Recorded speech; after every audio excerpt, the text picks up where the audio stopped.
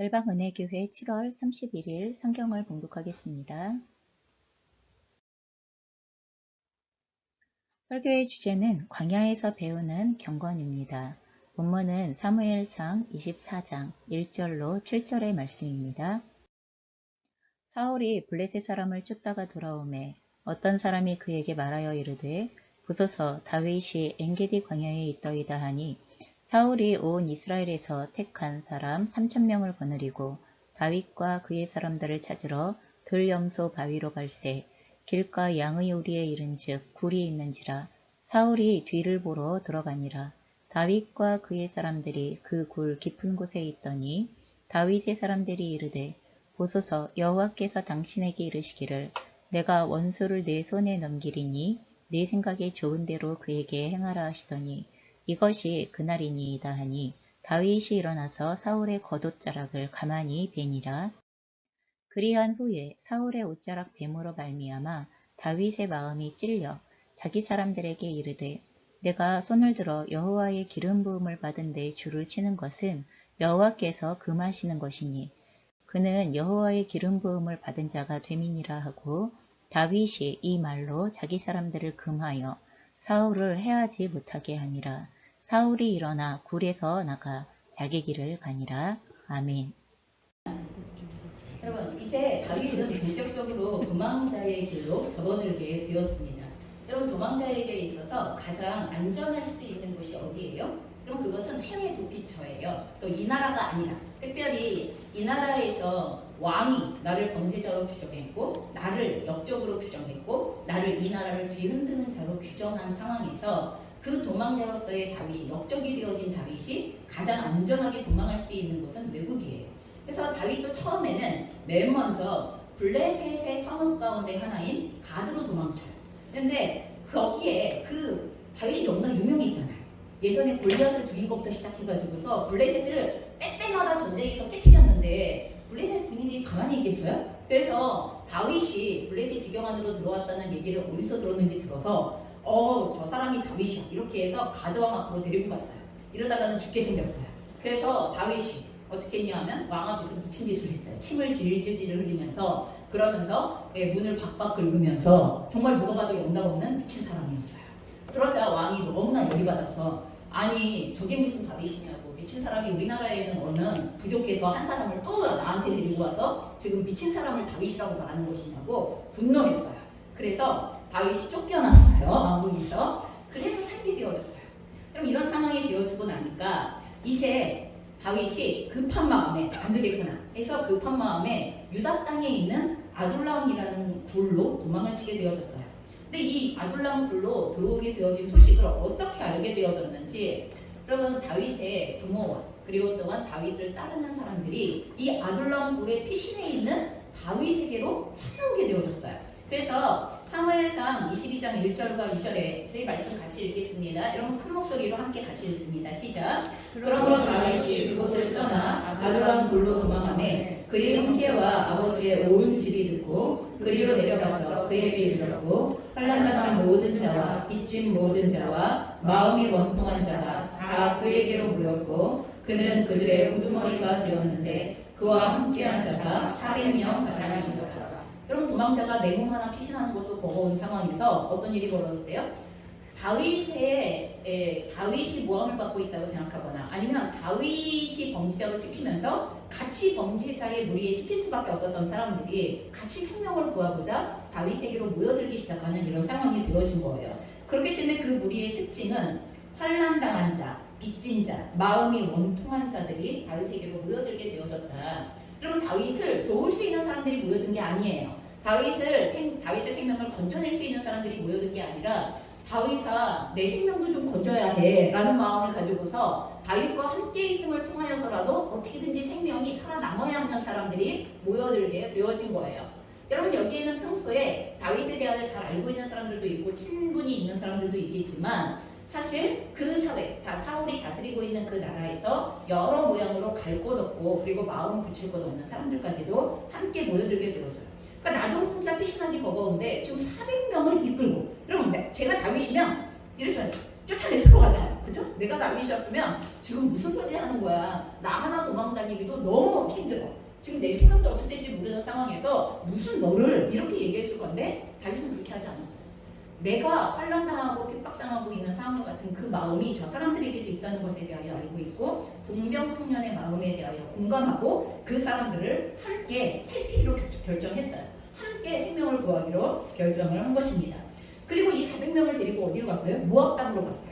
좀 다시 도망을 나간 거예요. 이스라엘의 경내에서 빠져나가서 이 400명을 데리고 어디로 갈까 하다가 모압 땅으로 갔어요. 근데 이 모압 땅에 가서는 하나님께 묻기 위하여 조금 더 마음을 추스리고 하나님 이제 우리가 어떻게 해야 됩니까? 제가 어떻게 해야 됩니까? 묻기 위하여 거기에서 선지자 가시라는 사람을 통하여서 하나님께서 이방 땅 가운데 있지 말고 유대 땅으로 들어가라는 말씀을 받게 되었죠.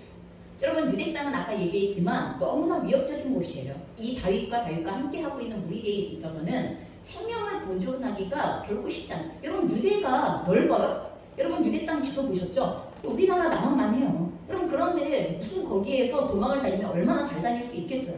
여러분 그런 상황에서 실제로 이 유대 땅에 들어간다는 얘기는 그만큼 도피할 수 있는 범주가 줄어든다는 것이고 훨씬 더 발각될 가능성이 높게 되어진다는 건데 근데 하나님은 유대 땅으로 가래요. 여러분 왜요? 다윗은 도망자로 살 사람이 아니기 때문에 그래요. 여러분 다윗이 그 나라에서 역적이 되어졌고 범죄자가 되어졌고 사울에게 쫓기는 사람이 되어졌지만 여러분 그 땅에서부터 그 상황들을 극복해내야만 하는 상황 가운데 있어요. 여러분 외국으로 도피했다가 이스라엘의 왕으로 다시 들어오는 것은 여러분 이스라엘을 모면했다가 들어오는 상황이 되어지기 때문에 이건 하나님께서 다윗에게 예비하신 길이 아닌 거예요. 그래서 아무리 힘들고 어려워도 그 땅에서 그 어려움을 이겨내야 하는 거예요. 여러분 우리는 가끔씩 어떤 상황과 환경의 어려움들을 만나게 되어졌을 때 여기를 떠나서 저기 이렇게 생각할 때가 많아요. 물론 간혹 그런 경우가 있어요. 하나님께서 이 아브라함을 그가 살고 있었던 우르 땅에서 나오라고 얘기하시면서 하나님께서 너는 그 땅에서 나와. 그 땅은 우상을 숭배하는 땅이고 그 땅은 나를 섬기기에 적합하지 않은 땅이고 그 땅에서 네가 계속 거하다가는 나를 섬기는 것에 대하여 불가능하게 되어지기 때문에 너는 나와. 이렇게 얘기해서 하나님께서 이끌어 가시면서 장소를 옮기실 때는 괜찮지만 상황과 사건이 벌어져서 힘들게 되어진 그곳에서 다시 우리는 일어나야 할 때가 더 많습니다. 그 땅을 피하고 그 상황을 피해버리면 절대로 극복할 수 없고 하나님의 길로 그리고 하나님의 원리로 그 문제를 해결할 수가 없게 되어지는 경우가 많아요. 그래서 넘어진 자리에서 다시 일어나는 것 아니면 위험을 겪게 되어지는 그 자리에서 하나님의 도우심을 경험하고 이끄신 가운데로 나아가는 것 이게 적극적으로 필요한 것입니다. 이준이는 일어나서 나가야 되겠다. 일어나. 유진아 일어나서 주인 나가서 오늘은 도와줘야 돼. 벌떡. 오케이 고마워. 자, 그래서 다시 유대 땅으로 들어오게 되어집니다. 여러분 이 유대 땅에 돌아와서 도망자로서 다윗이 뭘 했을까요? 뭐 할 수 있었을까요? 여러분이 도망자로서 피해 다니는 상황에서 여러분 같으면 뭐 할 수 있겠어요? 여러분 여러분 같으면 뭐 할 수 있겠어요? 생각해 보셔야 돼요.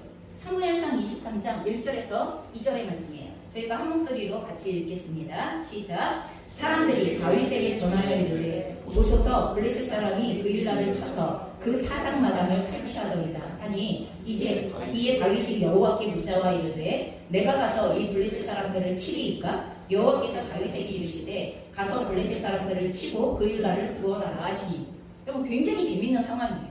그럼 지금 도피해 다니기에 급해요. 사울의 눈에 띌까봐 띄지 않는 상황이 되어져야 하는데 어떤 소식이 들려와요? 그 와중에도 블레셋 사람이 이스라엘의 지경 중에서 그일라라는 성을 친다는 거예요. 침략해서 노력하는 상황이 벌어지더라는 거예요. 블레셋은 이스라엘 백성들이 수확을 하는 시기에는 언제나 치고 들어가요. 지금 그렇게 그일라 성읍을 쳐서 그 수확한 작물들을 탈취하기 위하여서 그 블레셋 사람들이 들어온다는 거예요. 그러자 다윗이 물어봐요. 뭐라고요? 하나님 제가 가서 이 블레셋 사람들을 쳐서 쫓아낼까요? 하고 이렇게 물어봐요. 그러니까 하나님께서 뭐래요? 가서 블레셋 사람들을 치고 그일라를 구원하래요. 아니 지금 도피자가 전쟁터 한복판에 나가가지고서 전쟁을 하고 그일라를 구원하래요. 이게 아주 웃긴 상황이 벌어지는 거예요. 여러분 이 일은 다윗이 도망자가 아니었다 하더라도 하고 있을 바로 그 일이에요. 다윗이 이스라엘의 군대 장관이었어도 하고 있을 그 일이고, 그리고 다윗의 마음에 하나님의 백성들을 사랑하는 마음으로 언제나 했었던 일이에요. 하나님께서 오늘 도피자요 도망자의 자리에 있더라도 뭘 하게 하시는 거예요? 하나님께서 그 사람에게 맡기셨던 그 일을 하게 하시는 거예요. 그러면 너는 지금 안전하지 않으니까 숨어 있어. 이렇게 얘기하시면 얼마나 좋겠어요? 근데 그 위험을 무릅쓰고 가서 전쟁터에 나가는 것도 문제고 이겨도 문제예요. 왜요? 그 소식이 사울에게 안 들어가겠어요? 사울이 얼씨구나 하고 그 일날을 향하여 오겠죠. 여러분, 다윗은 도망자가 아니었다라고 하고 있을 바로 그 일. 여러분, 하나님의 백성을 지키고 하나님의 명령을 순종하는 그 일을 하고 있는 것입니다. 여러분, 우리는 상황과 환경이 어려워지면 하고 있던 모든 일을 내려놓으려고 그래요. 무슨 말인지 아시죠? 하고 있던 모든 일을 내려놓고 지금은 그럴 때가 아니야. 지금은 숨어야 할 때야. 지금은 안전해야 될 때야. 지금은 우선적으로 하고 있는 모든 일과 상관이 없이 일단 내 생명이 우선이야. 이렇게 생각하지만 하나님께서 그 도망자와 그리고 위험한 상황을 지나가게 하시면서조차 여러분 우리를 그 상황에서 안전하게 보호하시고 인도하시는 목적은 우리를 통하여 하나님의 뜻이 이루어지기를 원하시기 때문인 거예요. 여러분 그렇기 때문에 우리가 위협과 어려움과 그리고 마음의 낭만과 막 이런 것 때문에 하고 있던 하나님이 우리에게 맡기셨던 그 일들을 내려놓고 싶을 때 한 번 더 물어보세요. 오늘 다윗이 가서 내가 그 일날을 칠까요? 블레셋을 막을까요? 하나님께서 그러라고 말씀하신다는 거예요. 네 안전에 대해서는 내가 책임질 테니까 하나님이 그렇게 하라고 하신다는 거예요. 그래서 가서 이겼어요. 다윗이. 이겼는데 이기고 나니까 그 과정에서 그 일날에 다윗이 나타났다는 소식을 듣고 사울이 군대를 일으켜서 그 일날을 향하여서 내려오기 시작했어요. 그러자 다윗이 또 하나님께 물어봐요. 뭐라고 물어보냐 하면 실제로 하나님 제가 이 상황 가운데에서 사울이 이렇게 내려오면 그 일날 사람들이 저를 사울에게 내어줄까요? 이렇게. 여러분 사울은 어떻게 하는 거냐면 실제로 다윗을 내놔라고 그 일날 사람들에게 말하고 내놓지 않으면 그 일날 사울 자체를 완전히 멸할 생각을 하고 있어요. 여러분 이미 제사장 85명을 죽였잖아요. 다윗의 그 도피를 도왔다는 명목으로 실제로 도피를 도운 게 아님에도 불구하고 도피를 도왔다는 명목으로 제사장 85명을 죽였어요. 근데 그 일날 성읍에 가서 아무리 다윗이 그 일날을 구해줬지만 사울이 와서 다윗 내놔 안 그러면 니네 다 멸망이야 다 멸할 거야 그럼 이렇게 얘기해버리면 어떻게 해요? 그래서 다윗이 하나님께 물어봐요. 그 일날 사람들이 저를 사울에게 내주겠습니까? 그렇겠다고 말씀하세요. 하나님께서 그 일날 사람들은 너를 내줄 것이다 라고 얘기하세요. 그래서 다시 다윗은 급히 그 일날을 나오게 되어져요. 그래서 그 일날에서부터 나오게 되어지고 사울은 중간에 이 소식을 듣습니다. 다윗과 함께하고 있는 무리들이 그 일날로부터 떠났습니다. 그래서 어디 갔는지 몰라. 그래서 사울은 다시 그 추격을 멈추게 되어집니다. 자, 그 뒤로도 계속하여서 사울의 추격은 이어져요. 그래서 다윗은 식이라는 광야, 그리고 마온이라는 광야, 그리고 또 엔게디라는 광야. 여러분 이렇게 광야를 옮겨 다니는 거예요. 도망갈 수 있는 최대한. 여러분 이스라엘의 광야는 사막과 절벽으로 이루어져 있어요. 그래서 사막과 절벽이 같이 어우러져 있는 게 이스라엘의 광야인데, 그러니까 산지 지형과 그러니까 절벽 산지 지형과 그리고 완전한 모래 지형과 이렇게 두 가지가 나뉘어져 있거든요. 그래서 엔게디라는 사막도 보면 엔게디 광야라는 표현과 엔게디 요새라는 개념의 두 가지의 표현을 다 써요. 그러니까 절벽 지형은 요새가 되어지는 거고 사막 지형은 광야가 되어지는 거예요. 그래서 이렇게 광야를 돌아도 사울은 계속해서 추격해와요. 어디 있다라는 소식만 들으면 미친 듯이 군사를 이끌고 달려오는 이런 상황이 벌어지는데, 그럼에도 불구하고 여러분 사무엘상 23장 14절입니다. 한 목소리로 전심을 다하여 읽겠습니다. 다윗이 광야에 요새에도 있었고 또 식광야 한 골에도 머물렀으므로 사울이 매일 찾되 하나님이 그의 손에 넘기지 아니하시니라. 여러분 이게 굉장히 웃긴 거예요. 그래서 찾을만 해서 이제 다윗이 더 이상 도피할 데가 없어서 사울에게 둘러싸기만 하면 블레셋이 쳐들어와. 무슨 말인지 아시죠? 블레셋이 쳐들어와서 왕이요 블레셋이 쳐들어왔습니다. 빨리 먼저 저쪽 전쟁을 치르고 오셔야 됩니다. 여러분 지금 내부적이 중요해요? 외부적이 중요해요? 외부적이 중요하죠. 그러니까 또 블레셋 치러 간 사이에 다윗은 또 도망가는 거예요. 하나님께서 이렇게 계속하여서 다윗의 생명, 다윗과 함께 있는 이들의 생명을 건지시고 보호하시는 상황이 여러분 그 좁은 땅에서 사울에게 붙잡히지 않는 상황이 계속 발생하고 있는 것입니다. 자, 지금 제가 드린 말씀 속에서 다윗이 도망하고 사울이 추격하는 주 무대가 어디예요? 광야예요. 광야. 그럼 사람이 전혀 없는 광야. 아무것도 사람만 없어요? 사람이 살아가는데 필요한 아무것도 없는 그런 광야예요. 다윗의 인생에서 이제 광야는 사울의 추격과 위협으로부터 생명을 지키고 보호하기 위해 숨어둔 최후의 선택지, 갈 곳이 없어. 그러면 여기서 마지막은 뭐예요? 사울에게 잡히는 것밖에 없어. 이제 하나님이 유대 땅에 있으라고 했으니까 이방으로 도망 못 가. 그런 상황에서 사울에게 붙잡히지 않기 위한 최대한의 마지막 선택지가 광야예요. 여기에 다음은 붙잡혀서 죽는 것밖에 없는 이런 상황 가운데 놓이게 되어진 거예요. 그러면 다윗은 스스로 광야에 거하기 원하여서 들어간 거 아니에요.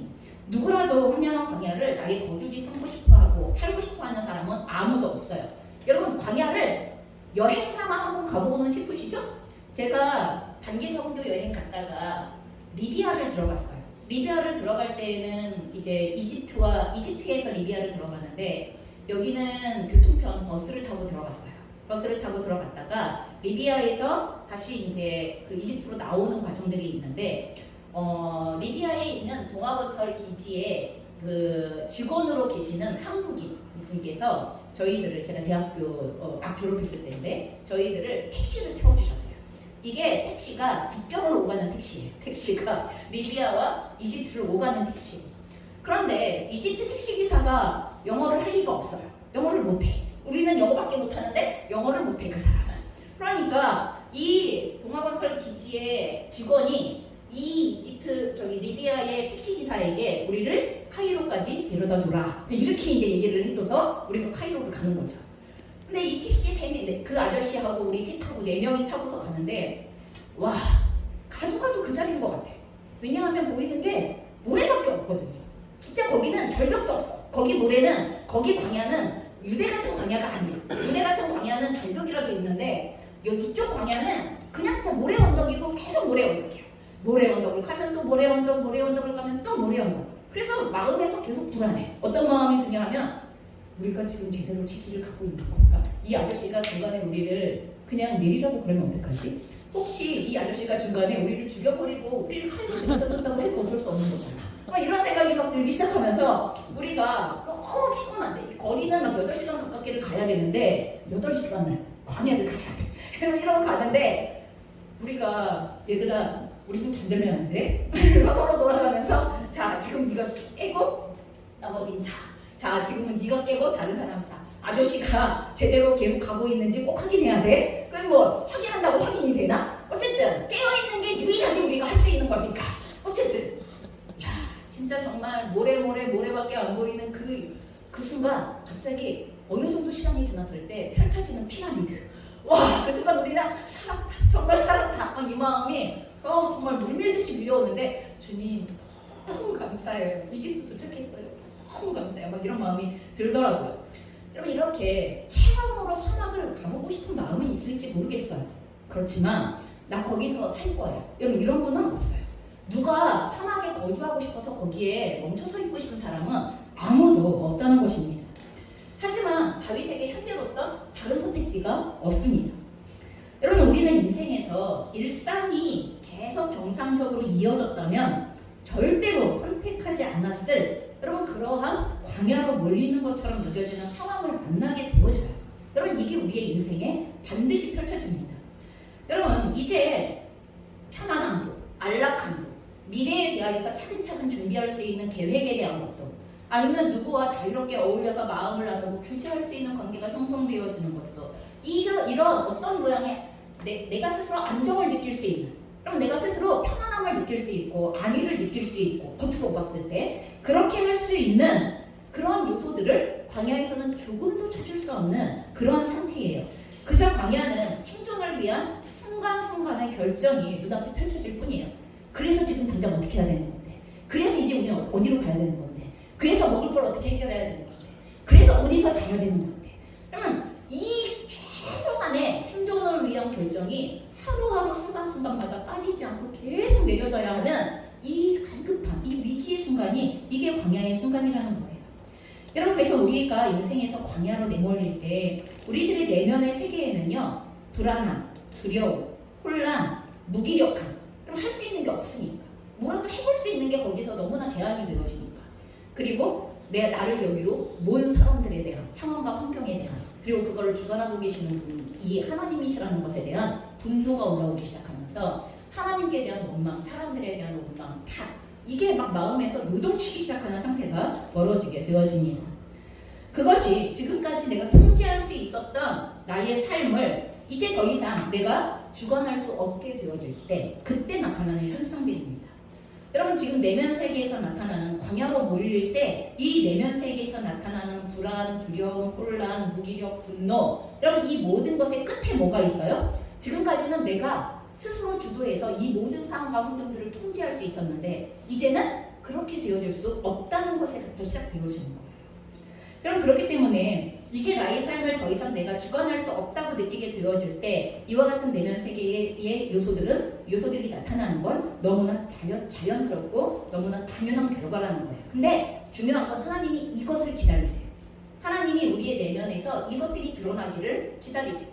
우리 안에서 스스로 주관하고 있었을 때 느꼈던 평안, 우리가 하나님 앞에서 내가 주인인 것처럼 다스리고 통제하고 있었을 때 느꼈을 그 평안함이 깨지고 그게 아니라 그건 진정한 평안이 아니야. 그건 진정한 안정이 아니야. 내가 주관했었던 모든 것들을 이제 더 이상 할 수 없게 되어졌을 때 여러분 하나님께서만 나의 주관자가 되실 수밖에 없고 하나님께만 내 생명의 모든 권한이 맡겨져 있고 하나님께만 나의 미래에 대한 모든 계획이 맡겨져 있는 이런 상황이 되어졌을 때 여러분 이럴 때 우리 안에 일어나는 그 모든 두려움, 혼란, 무기력, 분노 여러분 이 부분들이 드러나서 하나님께 이게 내어 맡겨져야 하는 것 여러분 이게 바로 하나님의 의도하시는 광야의 모습이기 때문에 광야에서 반드시 우리는 이것을 대면해요.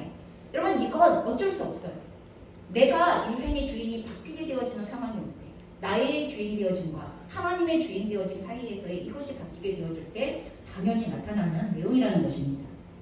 그리고 이것이 하나님이 다윗을 광야로 내모시는 이유이고 광야를 허락하시는 이유이고 우리의 인생에도 동일한 광야를 허락하시는 목적입니다. 그래서 때로 인생에서 광야를 만나는 사람들 중에는요 극단적인 선택을 하는 경우도 있습니다. 광야의 상황과 시간 자체를 받아들이는 게 너무나 두려운 거예요. 그리고 너무나 수치스럽다고 여기거나 너무나 힘들다고 여기기 때문에 이렇게 사느니 어떻게 선택해요? 그냥 생을 마감하기로 결정해요. 내가 원하는 대로 살 수 없을 바에는 어떻게 하겠다는 거예요? 끝내겠다는 거예요. 내가 기대했던 대로 살 수 없을 바에는 내가 소원했던 바대로 살 수 없을 바에는 내가 편안을 느끼면서 안전을 느끼면서 내가 통제할 수 있는 상황에서 살 수 있는 게 아니라면 그냥 끝낼 거야. 이렇게 생각하시는 분들이 극단적으로 나오게 되어질 거예요. 여러분 우리가 학생들이 성적이 제대로 나오지 않는데 여러분 하는 선택이에요. 갑자기 내가 원했던 경제력을 잃게 되어졌을 때 나타나는 선택이에요. 내가 기대했던 미래가 더 이상 나의 미래가 되어지지 못한다고 생각했을 때 사람들이 하는 선택 가운데 하나일 수 있습니다. 여러분 그래서 광야의 상황과 시간 자체를 받아들일 수 없어서 이런 결정을 하시는 분들도 나타나는데 여러분 자신의 한계 안에서 광야로 보이는 상황을 풀어갈 길을 찾을 수 없다고 여기기 때문에 또한 광야의 상황 자체를 거부하기 때문에 이런 결정을 하게 되어지는 것입니다. 결국 그 사람들의 중심에 그 마음의 생각이 뭐냐 하면 인생의 주도권을 끝까지 누가 흔들고 주겠다는 거예요? 내가 주겠다. 내 맘대로 안 되는 인생이라면 그건 끝내버려야 하는 인생이라고 생각하는 거예요. 여러분 이게 얼마나 지독한 교만이고 여러분 그래서 자살의 의미는 자살이 하나님 앞에 죄일 수 있는 이유는 이 문제 때문에 그래요. 생명의 주관자이신 하나님께서 우리의 생명을 거두시지 않으셨는데 내가 나의 주인 되어짐에 극단적인 선택이 나타나는 경우가 대부분이 자살이기 때문에 우리가 동정으로 할 수 있어요. 얼마나 힘들었으면 그랬을까요? 응원도 할 수 있고 다 할 수 있는데 그럼에도 불구하고 하나님의 살아계심을 의지하는 것을 배우는 것이 우리에게는 이 광야에서 배워야 할 내용이라는 것입니다. 여러분 그래서 우리 인생에 주어지는 광야는 지금까지 내가 의지했던 모든 것이 사라지고 전적으로 하나님만이 나의 인생의 주인이며 주관자이심을 배우는 상황이고 시간입니다. 이 시간의 의미를 기억하십시오. 오직 하나님의 도우심과 이끄심, 채워주심, 함께하심으로만 살아가는 법을 배우게 되어지는 시간입니다. 그래서 모든 사람에게 인생의 광야는 꼭 필요합니다. 하나님께서는 우리를 그 길로 반드시 이끄십니다. 여러분, 우리가 하나님의 자녀이면 반드시 하나님께서 버리신 사람이 아닌 이상 우리는 반드시 이 인생의 광야를 대면하게 되어집니다. 그것이 지금 다윗이나 또 다윗 비슷하게 모세의 경우도 마찬가지였는데, 여러분 이런 경우는 다윗이나 모세는 지금 타의에 의하여서 사울 때문에, 아니면 모세 같은 경우에는 애굽에 있다가는 이제 살인자로 죽게 되었으니까 이런 타의에 의하여서 광야로 내몰리게 되어지는 경우도 있지만, 예수님께서는 자위로 하나님 앞에 40일 동안 금식하심으로 이 광야로 들어가시는, 여러분 광야의 의미는 똑같은데 타의로 들어갈 수도 있고 아니면 상황과 환경에 몰려서 들어갈 수도 있고 스스로 자원해서 들어가는 경우들도 있습니다. 뭐가 됐건 결론은 무엇으로 끝나야 하는 거예요? 광야의 끝은 하나님, 나의 인생의 주인은 하나님이시며 하나님이 내 인생 전체의 도움이시며 인도자이시며 채우시는 분이시며 그리고 역사하시는 아버지세요 라는 것에 대한 고백을 가지고 나와야 하는 것입니다.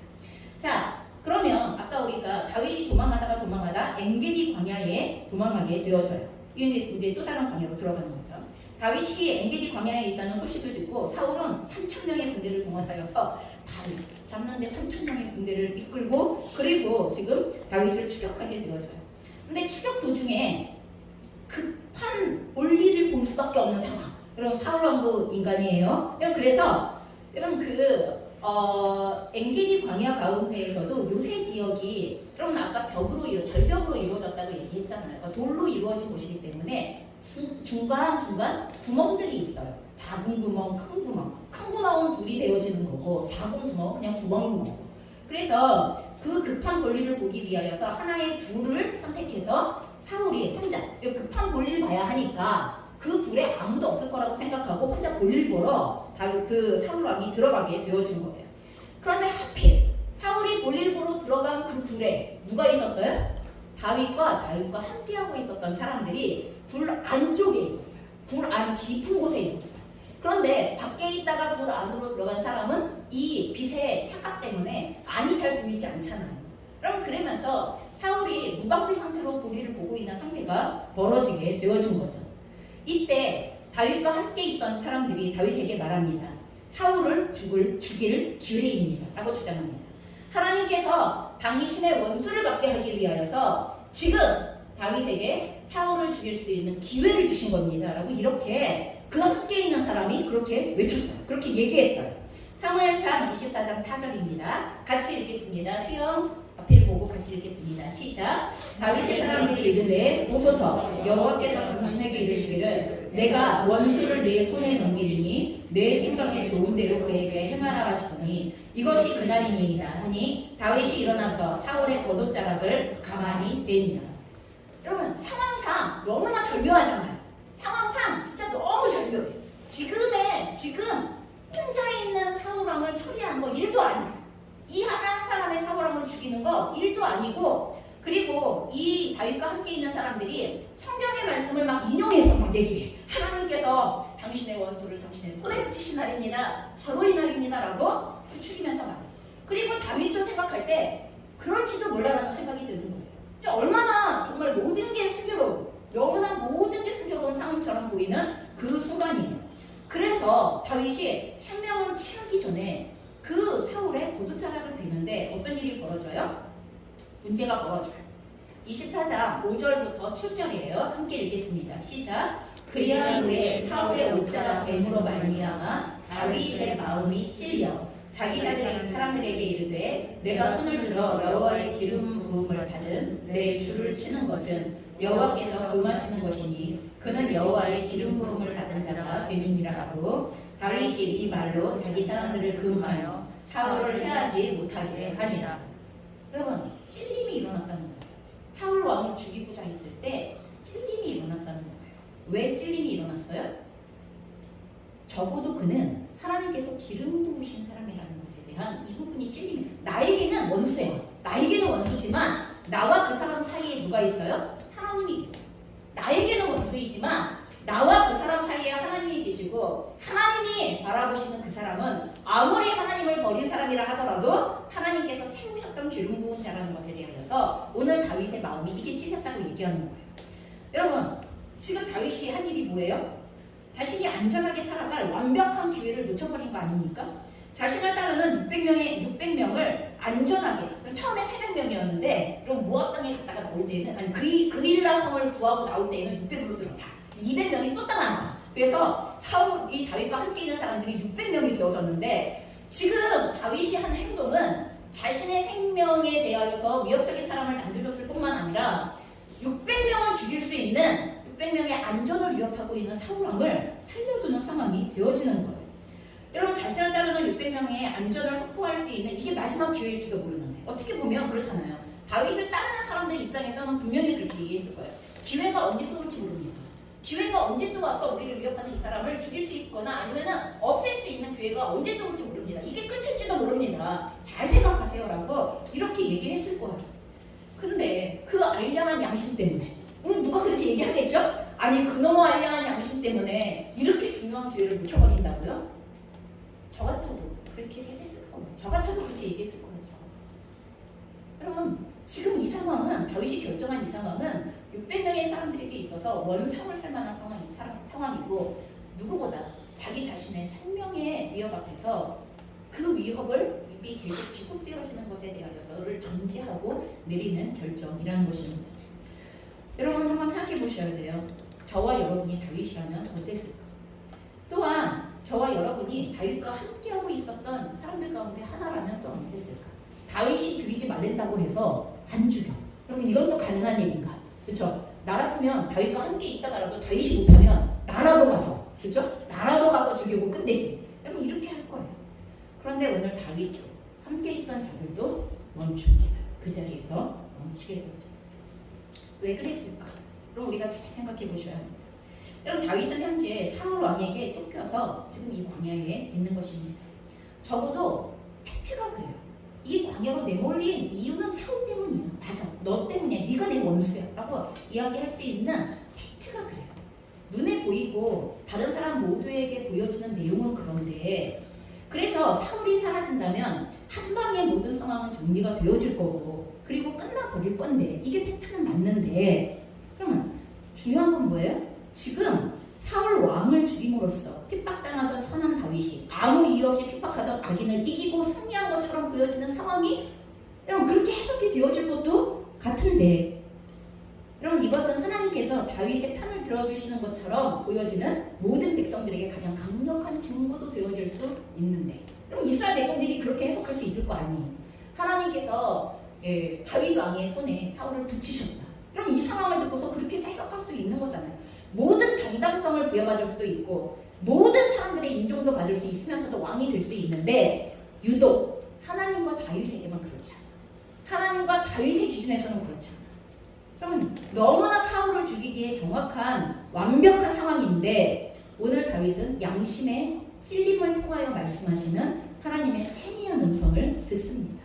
여러분 양심은 그런 기능을 하는 거예요. 하나님께서 여러분 설사 제일 하나님의 뜻을 잘 알 수 있는 길은 하나님의 말씀이거든요. 근데 문제는 하나님의 말씀을 들어본 적이 없어. 그리고 하나님의 말씀을 들을 수 있는 기회도 제대로 안 들어서 무지해. 그럴 때 하나님이 사용하시는 방법 중에 하나가 양심이에요. 선한 양심.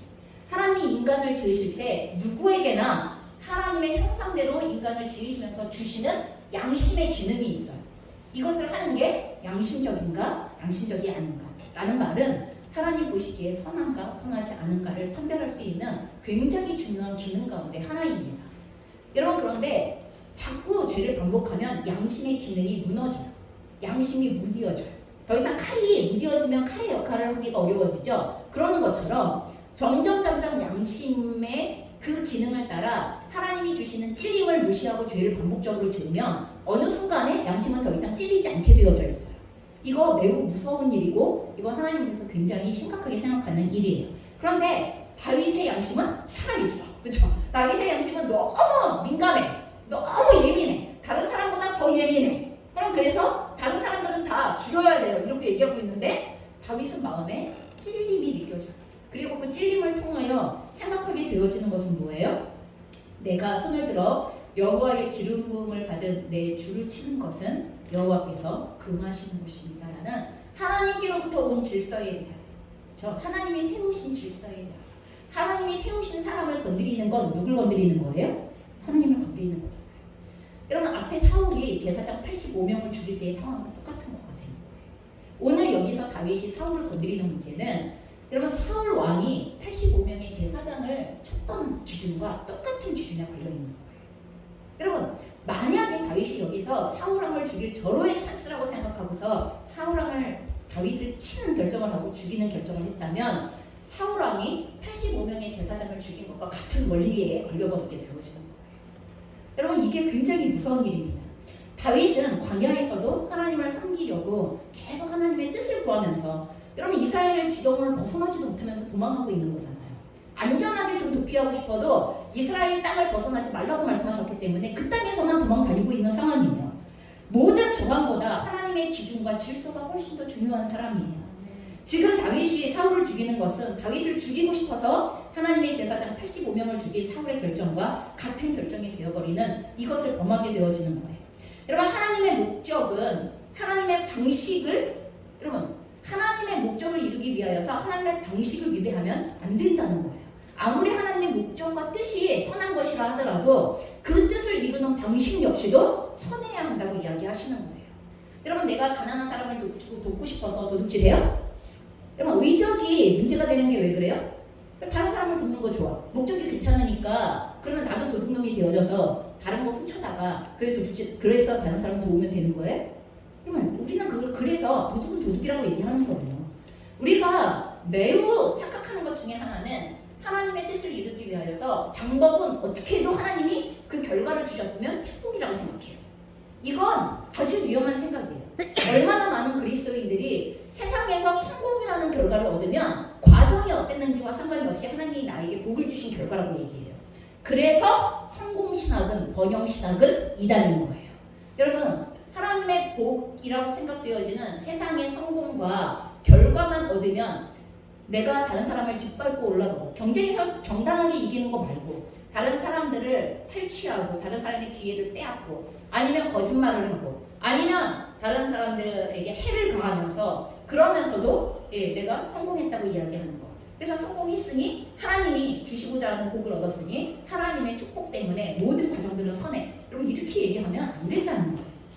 오늘 이 상황에 걸려버립니다. 그래서 하나님의 목적이 하나님의 뜻이라고 하여서 하나님의 선한 뜻이라고 하여서 방식을 내 멋대로 내 입맛대로 결정하면 안 돼요.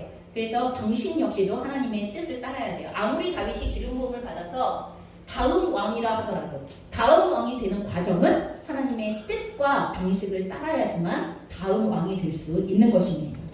여기서 사울을 죽이면 다윗은 아마 여기에서 즉시로 왕으로 등극하게 되어질 거예요. 사울을 죽임과 동시에 모든 미션은 클리어가 되어지고 그리고 이제 이스라엘 모든 사람들에게 하나님의 정당성을 부여받은 왕으로서 추대되어지는 상황이 분명히 벌어지게 되어질 것이지만 그래서 모든 위협으로부터 벗어나게 되어질 것이지만 하나님을 버리고 하나님의 말씀을 불순종했던 사울과 똑같은 왕이 됩니다.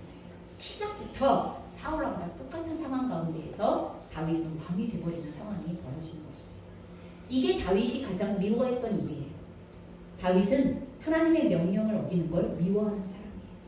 다윗은 하나님께 불순종하는 걸 미워하는 사람이에요. 그걸 죄로 여기는 사람이에요. 하나님이 사랑하시는 걸 나도 사랑하고 싶어하는 사람이고 하나님이 기뻐하시는 걸 나도 기뻐하기를 원하는 사람인 거예요. 여러분 그래서 지금 즉시로 위협에서 벗어날 수 있고 지금 즉시로 왕이 될 수 있는 기회를 얻을 수 있는 기회가 맞지만 정당성을 부여받을 수 있는 기회가 맞지만 그럼에도 불구하고 오늘 사울을 살려보내는 결정을 하나님 앞에서 하고 있는 것입니다. 여러분 우리는 인생의 광야에서 나를 위협하는 모든 것이 득세하여 나의 내면에 스스로 주인 되어져서 통제하려는 욕망이 가장 강하게 일어나는 바로 그 순간 속에서 그럼 지금 광야는 그런 곳이라고 그랬죠? 다윗은 오늘 이 광야에서 바로 그 순간을 맞이하는 거예요. 여러분 이건 내가 주인일 것이냐 하나님이 주인일 것이냐를 선택하는 마지막 결정이에요. 그런데 다윗은 뭘 결정하는 거예요? 하나님이 주인이세요를 결정하는 거예요. 여러분 이 선택이 통과되어져야 합니다. 이 선택이 하나님께서 나의 인생의 주인이세요. 설사 내가 모든 것을 조작할 수 있는 것처럼 보여지는 상황에서조차 저는 그것을 선택하지 않습니다. 왜요? 하나님의 말씀을 어그러뜨리시는 것이기 때문에 그걸 선택하지 않습니다. 여러분, 우리의 인생에서 특별히 광야에서 하나님께서 주시는 인생의 광야에서 이것이 하나님께 통과되어져야 합니다. 이것이 하나님께 드려져야 합니다. 여러분, 어떤 상황에서도 하나님의 말씀을 어그러뜨리면서 하나님의 뜻을 이루시려는 이러한 바르지 않은 선택을 멈추셔야만 합니다.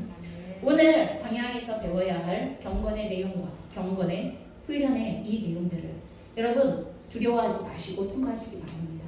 반드시 하나님께서 나를 복 주시기 위하여 허락하시는 과정인 것을 믿으시기 바랍니다.